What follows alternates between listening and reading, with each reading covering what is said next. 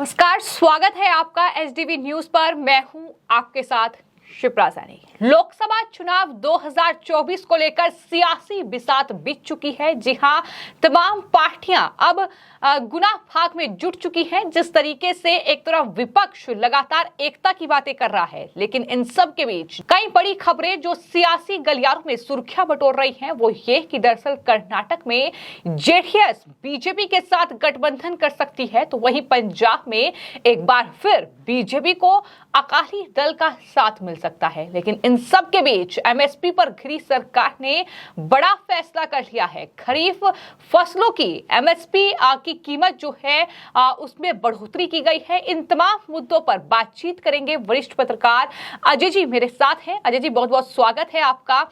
2024 में लोकसभा चुनाव है और कर्नाटक से ये बड़ी खबर सामने आ रही है कि जेडीएस अब बीजेपी के साथ गठबंधन का मन बना रही है। क्या कहेंगे आप इस पर? देखिए, जेडीएस ने बीजेपी के साथ गठबंधन का मन बना लिया पूरा। उसकी वजह हुई है कि कर्नाटक में जेडीएस के साथ बहुत बड़ा घपला हो गया। जेडीएस का जो वोट मैसूर प्रांत में था, वहाँ पे बीजेपी भी बढ़ी और इनके वोट पे कब्जा जो है वो कांग्रेस ने कर लिया। बीजेपी का वोट ऑफ परसेंटेज जो बढ़ा वो कांग्रेस का वोट बढ़ा और बहुत छोटी मात्रा में उनको जद का थोड़ा वोट मिला, कांग्रेस का बहुत ज़्यादा। परंतु वहाँ कांग्रेस ने क्या किया, जेडीएस के टोटल वोट पे कब्जा कर लिया। अब ये इनके लिए बहुत बड़ी बात हो गई। दूसरी बात, उनका जो मुस्लिम दलित और बैकवर्ड वोट था, उस वोट पे टोटल कांग्रेस कब्जा कर गई पूरे मैसूर प्रांत के उस पे। अब जेडीएस के सामने समस्या हो गई। दूसरी बात, जेडीएस बाद में जान पाई, जिस समय चीफ मिनिस्टर थे, जब उनके खिलाफ भाजपा ने अविश्वास प्रस्ताव लाए और कई विधायक जो थे उसमें चले गए। तो जब उसमें चले गए बीजेपी में, तो उन्होंने महसूस किया, बाद में जान पाए कि सारी चाल सिद्धरमैया जी की थी। सिद्धरमैया का था कि कुमार स्वामी को हम पैदल कर दें तो कुमार स्वामी के पैदल से दो पक्ष रह जाएंगे, एक भाजपा और दूसरी कांग्रेस। तो जो जद वाला है वो हमारे साथ मिल जाएगा। इधर फिर इन्होंने धोखा दिया। इधर था जद और कांग्रेस के गठबंधन से होनी थी कर्नाटक में चुनाव और सीटों का बंटवारा होना था। कांग्रेस ने जानबूझ के लिंगल ऑन किया, जद को धोखा दे दिया और जद से में मिलने का रूट जारी रखा। उसी बीच में उसने वोट हथिया लिए। दूसरा, देवेगौड़ा ने ये महसूस किया कि और प्रधानमंत्रियों की अपेक्षा मोदी ठीक है। कई बार देवेगौड़ा की मोदी से कभी नहीं पटी सिद्धांतों में और भाजपा से जद की कभी नहीं पटी, मगर उन्होंने कई बार ये भी स्वीकार किया कि हमारे लड़के को उन्होंने चीफ मिनिस्टर बनाया। इनका कुमार स्वामी का कहना है कि मेरी ज़िंदगी की सबसे बड़ी गलती हुई कि जब 2.5 साल दोनों का पैक्ट हुआ था, तो हमको इसके बाद इनको सत्ता दे देनी चाहिए, हमने नहीं दी। ये हमारी ऐतिहासिक गलती रही, नहीं तो हम बहुत आगे होते। इधर क्या हुआ, इनका एक लड़के ने और राजनीति से निष्क्रिय हो गया अभी इस चुनाव के बाद में। उसका ये है कि राजनीति से इसलिए निष्क्रिय हो गया कि जज ने जो कांग्रेस के साथ समझौता किया, वो पहले भाजपा कह रहा था, अब वो कांग्रेस की ओर जाने लगा मौका देख करके। ऐसे समय देवेगौड़ा ने क्या किया, तमाम जगह ऐसे हुए जिसमें मोदी की बुराई की, मोदी के विपक्ष में रहे, मगर कोई भी सदन में भी कोई बात हुई तो कुछ मुद्दों में एकदम से देवेगौड़ा जी पलट गए, बोले नहीं मोदी ने बहुत अच्छा किया। जैसे 370 वाली धारा थी, 370 में सबसे पहला समर्थन मायावती ने किया और देवेगौड़ा ने कई अच्छी चीज़ों का समर्थन किया और कई वैसी चीज़ों का विरोध किया। अब देवेगौड़ा का एक विकल्प था, इसमें कोई शक नहीं, हिंदुस्तान में झुग्गी झोपड़ियों वालों के लिए सबसे ज़्यादा कार्य किया था, तो देवेगौड़ा ने प्रधानमंत्री के दौरान हमेशा याद किया जाएगा। मोदी जी ने क्या किया, उस कार्य को आगे बढ़ाया। तो देवेगौड़ा जी ने एक्सेप्ट किया, तो एक बार मोदी जी ने खुद इतना कह दिया कि ये थीम जो रेल की पटड़ी बिछाई हुई है, ये देवेगौड़ा जी द्वारा बिछाई गई, हम उसको आगे बढ़ने की कोशिश कर रहे हैं, परंतु उसमें तक नहीं पहुंच पाए। ये उन्होंने मोदी जी के मुंह से निकल गया। देवेगौड़ा जी ने इस चीज़ को कहा, देवेगौड़ा जी ने फिर जवाब दिया, तो मोदी ने फिर कहा कि नहीं वो सीनियर है। अच्छा, तमाम ऐसी जगह हुआ कि जब भी देवेगौड़ा जी गए हैं तो मोदी जी वगैरह खड़े हो गए, मोदी जी उनको छोड़ने गए, वो करने गए। अच्छा, इन दोनों में विरोध होने के बावजूद भी कई सीन ऐसे हुए। तो देवेगौड़ा जी का ये रहा, देवेगौड़ा जी ने अपने लड़के को चीफ मिनिस्टर बनाने के लिए कहा, बीजेपी वालों ने मान लिया। अब देवेगौड़ा जी महसूस ये कर रहे हैं कि बीजेपी वाले कुछ भी हो, हमारे विरोधी हैं, हमें सम्मान देते हैं। हमारे लड़के वाली बात भी मीडिया ने ये बात ओपन कर दी कि इन्होंने अपने लड़के के लिए मांगा कि पार्टी का वो भी कर देंगे, आप हमारे लड़के को चीफ मिनिस्टर। जब मीडिया ने किया तो बीजेपी ने इसको क्रिटिसाइज़ किया कि हमने हमारी कोई नहीं बात हुई। बाद में वो कन्फर्म हो गए, बीजेपी इनसे हुई। तो देवेगौड़ा ने महसूस किया कि हम तो बिल्कुल ख़त्म कर जाएंगे, ये तो हमसे कांग्रेस से लूट खसोट कर रही।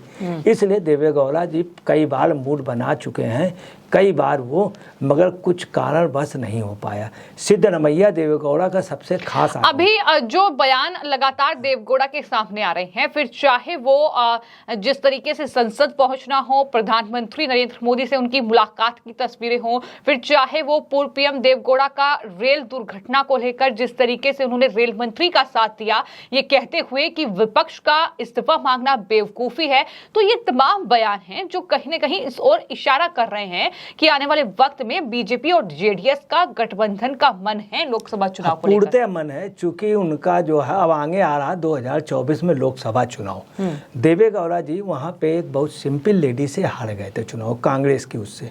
तो उनका ये मानना है कि कांग्रेस लोकसभा में तो हमको बिल्कुल साफ कर देगी, जब सेंट्रल की बात होगी, लोकसभा में तो देश की बात है, संसद की बात, तो लोग वोट कांग्रेस को ज़्यादा दे देंगे, हमारा पूरा वोट चला जाएगा। इसलिए उनका पूरा मर्डर हो गया है और ये गठबंधन निश्चित तौर पे कोई ताकत नहीं रोक सकता है। 28 से पहले हो जाएगा।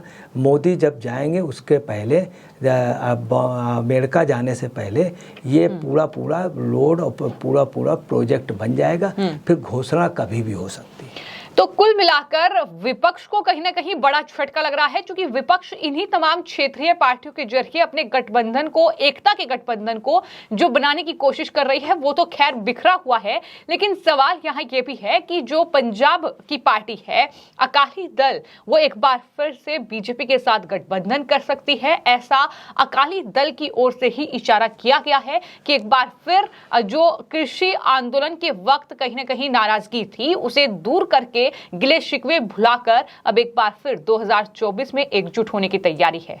क्या लगता है? बिल्कुल आप कह रहे हैं। देखिए, पंजाब से में इनका गठबंधन होगा। भाजपा का अगर कोई परंपरागत दोस्त सबसे ज़्यादा अधिक समय तक रहा तो न शिवसेना रही, कोई दल नहीं रहा, अकाली दल रही। हकीकत है अकाली दल ने भाजपा का साथ नहीं छोड़ा, भाजपा ने अकाली दल का। इनकी जो दोस्ती है एक आध साल पुरानी नहीं है, दसियों साल पुरानी है, 30-40 साल पुरानी है। आप समझ लीजिए इन दोनों की दोस्ती। जब भी सदन में बैठते थे तो सदन में अकाली दल ही मेन फेस करता था इनके लिए। प्रकाश सिंह बादल, सुरजीत सिंह बरनाला जैसे बहुत महान शख्सियत इनके। दूसरी आपको बता रहे, मोदी जी सिर्फ एक व्यक्ति के पैर झुक करके छूते थे और अपने से ऊपर बैठाते तो प्रकाश सिंह बादल को। प्रकाश सिंह बादल को उन्होंने अयोध्या के उसमें बनवाया, मंदिर के जब निर्माण की शुरुआत रखी गई, तब मोदी ने बहुत तमाम बड़े बड़े सीनियर थे, सिर्फ एक व्यक्ति के झुक के पैर छुए थे, प्रकाश सिंह बादल के। दूसरा क्या है, इनका गठबंधन बहुत, जब भी ये लोग एक साथ लड़ते हैं तो हर 6 इलेक्शन में अगर एक साथ लड़ें तो लगभग 4 या 5 में जीत जाते हैं। इधर क्या हुआ कि इनका गठबंधन टूट गया। गठबंधन टूटने की वजह थी इनके खिलाफ एक किट्स काम कर रही है बीजेपी के खिलाफ, और वो अंतर्राष्ट्रीय स्तर पे उनका यह है कि जिस तरह से हमने कांग्रेस की गवर्नमेंट में इनको अकालियों से खिलाफ कर दिया था, सरदारों से खिलाफ कर दिया था और खालिस्तान का आंदोलन मूव कर लिया था और उसमें हमने डिस्टर्ब कर दिया था पूरा देश। अब मोदी के शासन में ये पोजीशन है कि खालिस्तान कहीं पनप सकता नहीं, कोई भी आवाज़ उठाता है तो वो उसकी आवाज़ तुरंत ही संगीन दबा देती है। दूसरी बात, खालिस्तान की आपने हिंदुस्तान में आवाज़ नहीं लगाई। अब किसी की इतनी हिम्मत नहीं है जो नारा लगा करके या सदन में पहुंच करके या बड़े प्रदर्शन कर ले खालिस्तान के नाम पे, क्योंकि मोदी कतई भी माफ़ नहीं करेंगे और देशद्रोहियों को माफ़ की अब कोई संभावना नहीं है। अब क्या है कि ये लोग सक्सेस नहीं होने, तो इनकी ये योजना थी कि मोदी से इनको सरदारों को ही हटा दें। इसके लिए ही दिल्ली वाला कांड किया गया, ये किसान वाला के। लेकिन कहीं ना कहीं दरअसल जिस तरीके से गठबंधन टूटा है, किसानों की बात करते हैं अगर कृषि कानूनों की, तो उसका खामियाजा बीजेपी को भी भुगतना पड़ा है, उसका खामियाजा अकाली दल को भी भुगतना पड़ा है और फायदा उठाया है आम आदमी पार्टी ने। लेकिन अब ऐसा लगता है कि अकाली दल भी ऐसा नहीं चाहते हैं, वो भी चाहते हैं कि पंजाब में ज्यादा से ज्यादा सीटें जो हैं वो एनडीए को मिले। देखिए मैडम, इसमें हमारा जहाँ तक एक निष्पक्ष बात बता रहे हैं, राजनीति से हटके, पत्रकारिता से हटके, कि हमको लगता है ये जो बीच बीच के लीडर हैं जैसे टिकैत वगैरह, हमें लगता है कि कहीं ना कहीं ये ऐसे लोग हैं कि इनको जानबूझ के आगे किया जा रहा है ताकि ये इन सब राजनीतिक दल को हटा के अपना आधार बना रहे हैं और ये अपरोक्ष रूप से कांग्रेस को ही कमज़ोर कर रहे हैं। अब वहाँ का सिख क्या हुआ था, पहले कांग्रेस में चला गया, फिर उसमें मान के पास चला गया, अब वो देख रहा है कि हम कहीं के नहीं रह गए। तो अकाली दल ये महसूस कर रहा है कि हमें मोदी का साथ चाहिए, चूँकि मोदी की ये पोजीशन है कि मोदी जब पगड़ी बांध कर, मोदी कोई भी टोपी पहनने को तैयार नहीं है। मोदी ने यहाँ तक किया, गुजरात में एक कम कार्यक्रम किया बहुत बड़ा, पूरे प्रदेश में दौड़े, जब उनको टोपी पहनाई गई तो उन्होंने मना कर दिया। मगर जब पंजाब में जाते तो पंजाब की पगड़ी पहन लेते हैं। जब ये पगड़ी पहन लेते हैं तो प्योर सरदार लगते हैं, चूँकि दाढ़ी इनके है। ये बात प्रकाश सिंह बादल भी कहते हैं, ये बात विपक्षी भी कहते थे कि मोदी जो है ओरिजिनल रूप में पूर्व जन्म में सरदार रहे हैं, बिल्कुल उनकी दाढ़ी की वजह से। दूसरा क्या है कि इनका वोट ऑफ परसेंटेज बहुत अच्छा है। प्रकाश सिंह बादल एक्सपायर हो गए तो अब इनको मोदी की ज़रूरत अकाली दल को बहुत है, और इनकी भी। तो आपको बताना ये गठबंधन लगभग पैक हो गया है, क्योंकि अकाली दल में टूटन हो रही है। और कांग्रेस के तमाम नेता आपको बताना है बीजेपी में चले गए, अमरिंदर सिंह चले गए। तो अजय जी, यहाँ एक और महत्वपूर्ण सवाल ये है, लोकसभा चुनाव की हम बात कर रहे हैं और जिस तरीके से कुरुक्षेत्र यानी हरियाणा में किसानों को एक बार फिर से एमएसपी को लेकर बरगलाया गया, सूरजमुखी की एमएसपी की कीमतों को लेकर वहां दरअसल बवाल देखने को मिला। लेकिन उसके ठीक बाद सरकार ने फैसला कर लिया है कि जो खरीफ की फसलें हैं उस पर एमएसपी में दरअसल वृद्धि की गई है, कई % की वृद्धि अलग अलग फसलों में की गई है। तो ये जो फैसला है ये कहीं ना कहीं राकेश टिकैत की तैयारी, गुरनाम सिंह चुर्नी की तैयारी, साथ ही सत्यपाल मलिक की तैयारी, जो कि किसानों के कंधे पर बंदूक रखकर चलाने की कोशिश कर रहे थे, सरकार ने एक ही फैसले में तमाम तैयारियों को ध्वस्त कर दिया है। आपको क्या लगता है? हम आपको बताना है, ये हुआ क्या है कि ये लोग अभी तक खेल रहे थे बीजेपी वाले। मोदी जी के एक आदत है, ज़्यादा जिद करोगे जबरदस्ती मिलने की धरना पे, तो मोदी जी बात ही नहीं करते हैं। हकीकत है कई जगह इन्होंने बात ही नहीं की। कोई अगर जिद्दी आदमी रहा तो अपनी जिद में अंत में चला गया। एनआरसी वाले में यही हुआ कि एनआरसी वाले में जो वहाँ से लोग आंदोलन करें उन्होंने बात ही नहीं की, किसान वालों में बात ही नहीं की। अंत में क्या हुआ, वो भी बेकार हो गए किसान वाले, और उनका भी एक प्रकार से नुकसान हुआ इतने दिन करने के बाद। मोदी का इसमें क्या था कि मोदी वगैरह सब खामोश रहे, सब खेल हो रहा था, खेल हो रहा, चलिए ठीक है, अब ये आप वाले इतना पैसा लगा रहे हैं, सब लगे, और इसमें आंदोलन में सबकी रोजी रोटी चल रही थी। मामला तब चला जब चूर्नी ने ये कहा, एक जगह गए तो वहाँ खाप ने फैसला नहीं किया इनके फेवर, इनके टिकैत के फेवर। तो इन्होंने कहा कि मैं वो पुनिया बैठा था इसलिए मैंने कुछ कहा नहीं। जब इन्होंने कहा खींच के बाहर निकालेंगे, बस वहीं उसी दिन से बीजेपी अलर्ट हो गई। दूसरे दिन शाम को अमित शाह ने क्या किया, बुलाया, सब लोग दौड़े चले गए।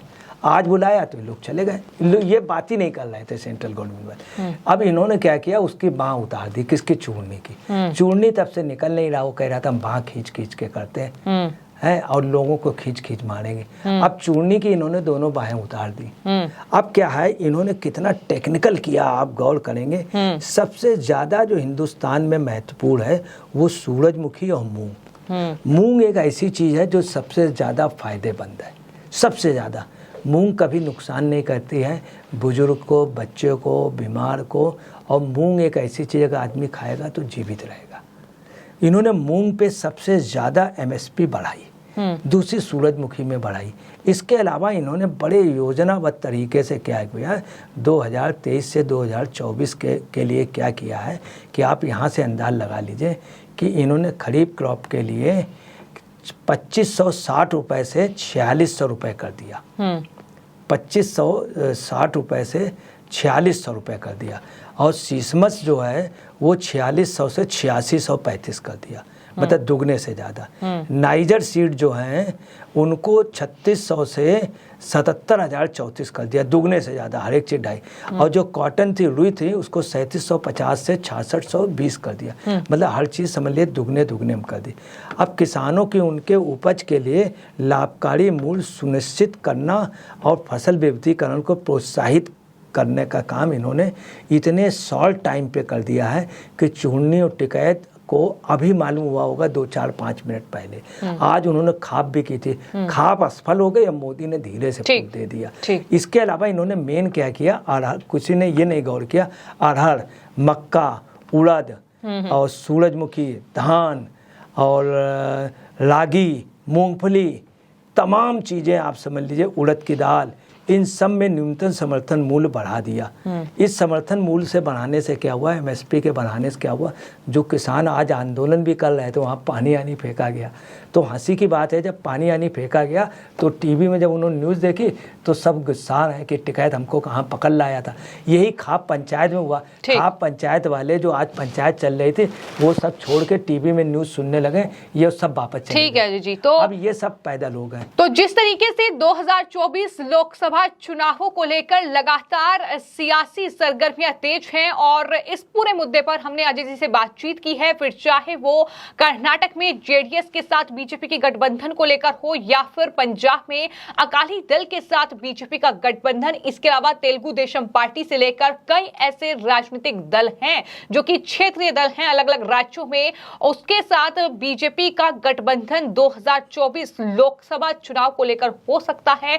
क्योंकि अब कहीं ना कहीं कई राजनीतिक दल भी ये मान चुके हैं कि विपक्ष जो है एकता की बात कर रहा है वो दरअसल पूरी तरीके से बिखरा हुआ है। तो ऐसे में फायदा यही होगा कि जो दल सत्ता में नहीं है खासतौर पर वो दरअसल पीएम मोदी के साथ जाएं, क्योंकि ताकत कहीं ना कहीं एनडीए की हर किसी को पता है। तो ऐसे में कि बीजेपी का साथ ये दल चुन सकते हैं। वहीं सरकार ने राकेश टिकैत, गुरनाम सिंह चढ़ूनी जैसे जो आंदोलनजीवी हैं, जो सरकार के खिलाफ किसानों के बहाने एक बार फिर सड़कों पर उतरने की तैयारी कर रहे थे, उन्हें भी अब एमएसपी की जो कीमतें बढ़ाई गई हैं अलग अलग फसलों की, उसको लेकर एक बहुत बड़ा झटका दिया है। फिलहाल आपकी इस पूरे मामले पर क्या राय है हमें कमेंट बॉक्स में जरूर लिखें और चैनल को सब्सक्राइब करें। धन्यवाद।